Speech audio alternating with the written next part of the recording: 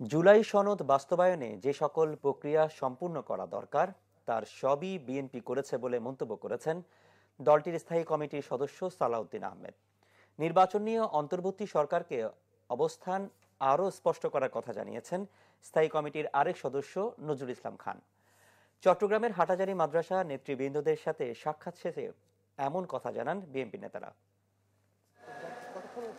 শুক্রবার দুপুরে হেফাজতে ইসলামের প্রধান কেন্দ্র হিসেবে পরিচিত হাটহাজারী বড় মাদ্রাসায় আসেন বিএনপির স্থায়ী কমিটির সদস্য সালাউদ্দিন আহমেদ ও নজরুল ইসলাম খান।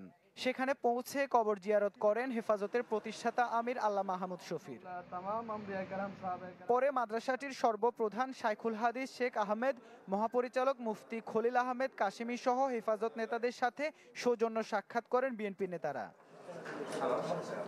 সাক্ষাতে দেশের রাজনৈতিক পরিস্থিতি সহ বিভিন্ন বিষয়ে কথা হয়।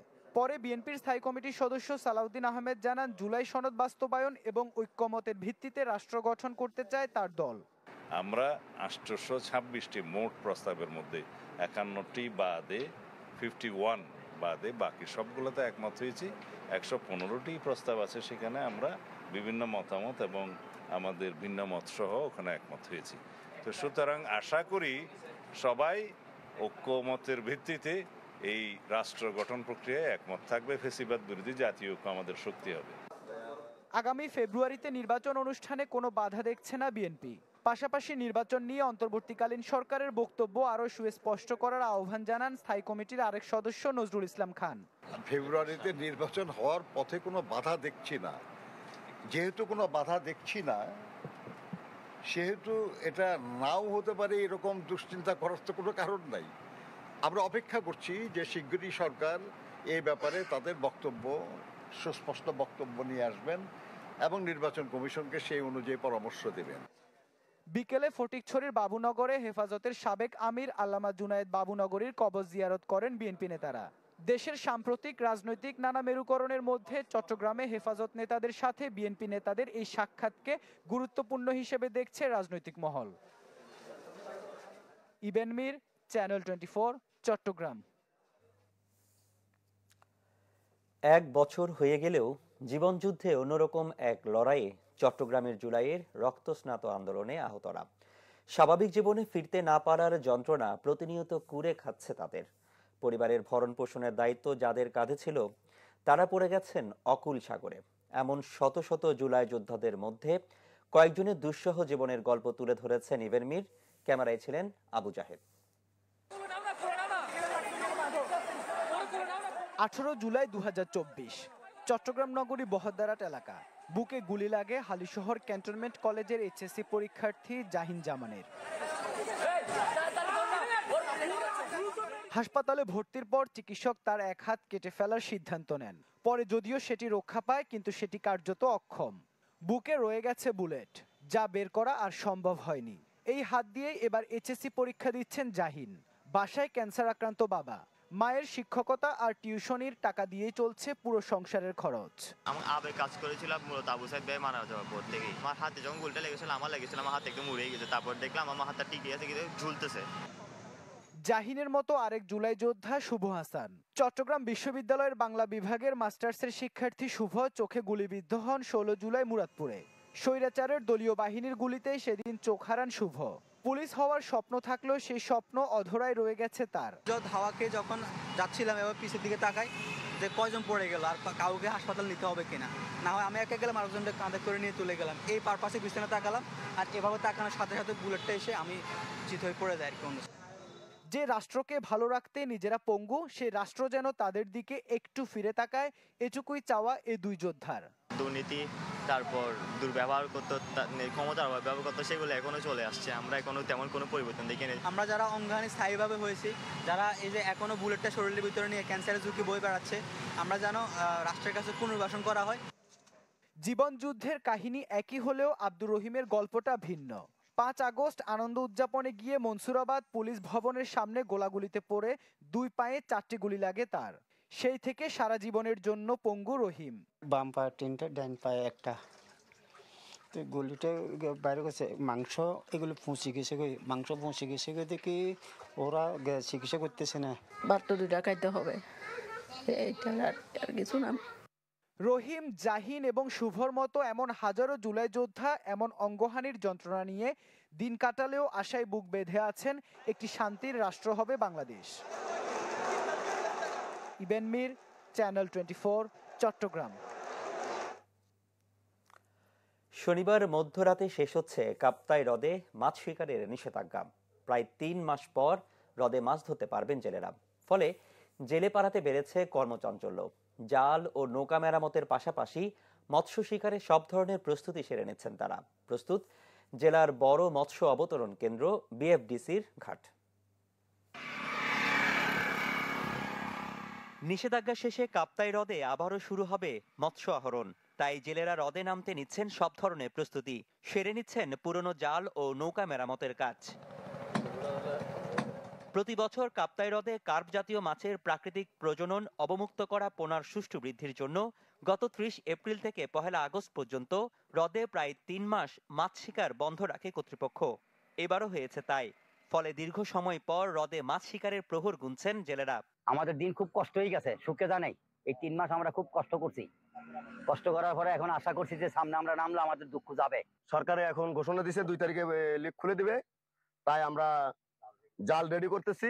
মনে করেন আমাদের তো এটাই করব, তাই আমরা এটাকে পুরান নতুন যা আছে এগুলো মনে করেন যে ভাঙ্গে চুরে মনে করেন এদিক থেকে কাইটে ওই দিকে কাইটে মনে করেন সেলাই করে সোজা করতেছি, মানে এটা মারার জন্য আর কি। 3 মাস খুব গেছে, এখন বর্তমানে আশা করা যায় আমরা নতুন করে প্রস্তুতি দিচ্ছি, তো আশা করি কিছু মাছ পাওয়ার আল্লাহর মধ্যে পাওয়া যাবে। আমরা নতুন জাল পুরান জাল সেলাই করতেছি, 2 তারিখ রাত্রে মাছ খুলবে তার জন্য প্রস্তুত করতেছি। যা শুধু জেলেপাড়াই নয়, কর্মচঞ্চল হয়ে উঠেছে জেলার সব থেকে বড় মৎস্য অবতরণ কেন্দ্র বিএফডিসি ঘাট। মাছ পরিবহনের জন্য প্রস্তুত করা হচ্ছে ড্রাম, বরফ ভাঙার মেশিন। যে যার মতো প্রস্তুতি নিয়েছি এবং আমরা আশা করি এবছর লেগে তো ভালো পানি হয়েছে, আমরা প্রত্যাশা করি ভালো মাছ হবে, আশা করি। এখন বাকিটা আল্লাহ। 28 তারিখে মিটিং হয়েছিল, 3 তারিখ বন্ধ খোলার টাইম দিয়ে দিছে। আমরা প্রপারলি প্রস্তুতি নিতে পারি নাই, তবুও যতটুকু পারতেছি চেষ্টা করতেছি। বিডিসির পক্ষ থেকে কিন্তু আমরা সুযোগ সুবিধা পাই, ঠিকভাবে মাছের দাম সংগ্রহ করতে পারি, বাজারজাত করতে পারি, এটা আমাদের কামনা আর কি। আহরণ শুরু হলে এবছরও ভালো পরিমাণে মৎস্য অবতরণের প্রত্যাশা করছেন বিএফডিসির এই কর্মকর্তা। 3রা আগস্ট মানে 2রা আগস্ট মধ্যরাত হতে মাছ ধরা খোলা চালু হবে এবং 3রা আগস্ট সকাল থেকে আমাদের অবতরণ কার্যক্রম শুরু হবে। এই বন্ধকালীন সময়ে আমাদের উপকেন্দ্র সমূহগুলোকে অবকাঠামোগুলোগত উন্নয়নের জন্য যে সমস্ত কার্যক্রম করা দরকার আমরা সেই সমস্ত কার্যক্রম গ্রহণ করেছি, যাতে করে লেক ওপেনিং এর সাথে সাথে আমরা যাতে ফুল সুইংয়ে আমরা কাজ করতে পারি।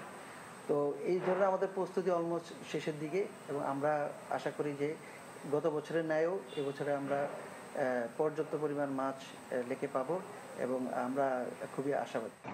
কাপ্তাই হ্রদে মৎস্য শিকার করে জীবিকা নির্বাহ করে প্রায় 26,000 জেলে। এবার নিষেধাজ্ঞা চলাকালে হ্রদে প্রায় 65 মেট্রিক টন কার্প জাতীয় মাছের পোনা অবমুক্ত করা হয়। গত বছর হ্রদ থেকে আহরণ করা হয় 8,900 মেট্রিক টন মাছ।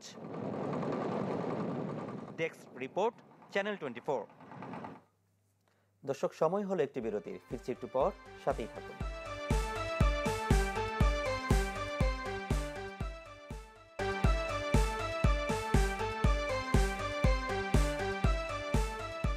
দর্শক, আবারও স্বাগত চট্টগ্রাম 24-এ। জানবো বাজার পরিস্থিতির খবর। পাহাড়ি সরবরাহ ঘাটতির অজুহাতে বেড়েছে চালের দাম, বাড়তি মাছের দামও। বান্দরবান থেকে এই বিষয়ে আরো বিস্তারিত জানিয়েছেন ইয়াসিনুল হাকিম।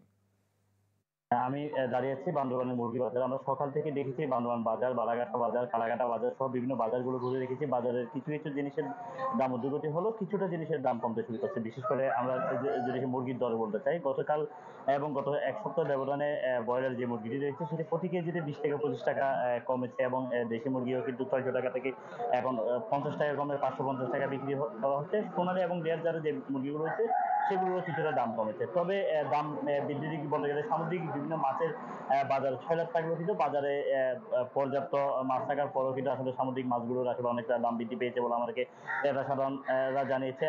বান্দরবানের তুলনায় কেরানীহাটের দাম অনেকটা আসলে কম বলেও মানুষরা আসলে জানাচ্ছে।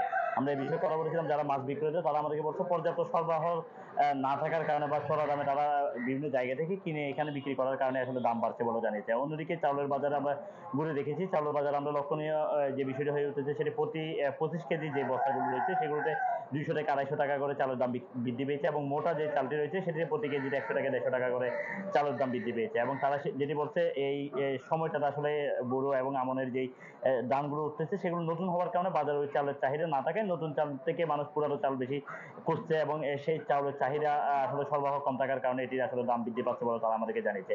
অন্যদিকে আমরা মুদি বাজারগুলো ঘুরে রেখেছি। মুদি বাজারে পেঁয়াজের দাম গত এক সপ্তাহের ব্যবধানে 15 থেকে 20 টাকা বেড়েছে এবং রসুনের দাম কমেছে 10 থেকে 15 টাকার মতো করে প্রতি কেজি। রসুন এখন বিক্রি করা হচ্ছে কমে 150 থেকে 155 টাকা। পেঁয়াজ বিক্রি করা হচ্ছে 65 থেকে 70 টাকা কেজিতে। জেলা প্রশাসন আমাদেরকে জানিয়েছে বাজার মনিটরিং কর্মকর্তার মাধ্যমে বাজারের যে দ্রব্যমূল্য ঊর্ধ্বগতির যে সিন্ডিকেটগুলো করা হচ্ছে সেগুলো অতি দ্রুত সময়ের মধ্যে ভেঙে দেওয়া এবং বাজার মনিটরিং বাজারের মূল্য তালিকা নির্ধারণের জন্য তারা বিভিন্ন পদক্ষেপ নিচ্ছে। ইতিমধ্যে তারা বাজার মনিটরিং কর্মকর্তা এবং বাজারের বিভিন্ন সমিতির সাথে তারা বসেছে বলে আমাদেরকে জানিয়েছে এবং দ্রুত সময়ের মধ্যে বান্দরবান বাজারে যে দাম ঊর্ধ্বগতি এবং বিভিন্ন জায়গায় আসলে দাম বেশ আর কমে যে তালিকা রয়েছে সেটিও তারা নিরূপণ করতে পারবে বলে আমাদেরকে জানিয়েছে।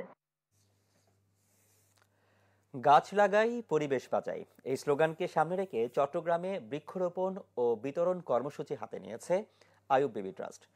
শুক্রবার সকালে কর্ণফুলী উপজেলার আজিমপাড়া আজিম হাকিম স্কুল প্রাঙ্গণে বিভিন্ন সামাজিক ও শিক্ষা প্রতিষ্ঠানের মাঝে ফলজ বনজ ঔষধি গাছ বিতরণ করা হয়। সমাজসেবক মোহাম্মদ শাহজাহান ফারুকীর সভাপতিত্বে অনুষ্ঠানে অতিথি ছিলেন আইয়ুব বিবি ট্রাস্টের ভাইস চেয়ারম্যান ও ডায়মন্ড সিমেন্টের ডিএমডি লায়ন মোহাম্মদ হাকিম আলী, ছিলেন ডায়মন্ড সিমেন্টের জিএম আব্দুর রহিম, চর পাথরঘাটা ইউনিয়নের চেয়ারম্যান মোহাম্মদ আবু তাহের, বাংলাদেশ কিন্ডারগার্টেন অ্যাসোসিয়েশনের চট্টগ্রাম বিভাগের বিভাগীয় সভাপতি অধ্যাপক হেলাল উদ্দিন এবং আইয়ুব বিবি কলেজের প্রিন্সিপাল মাহফুজুর রহমান। দর্শক, এই ছিল এখনকার আয়োজন। এতক্ষণ সাথে থাকার জন্য ধন্যবাদ সবাইকে।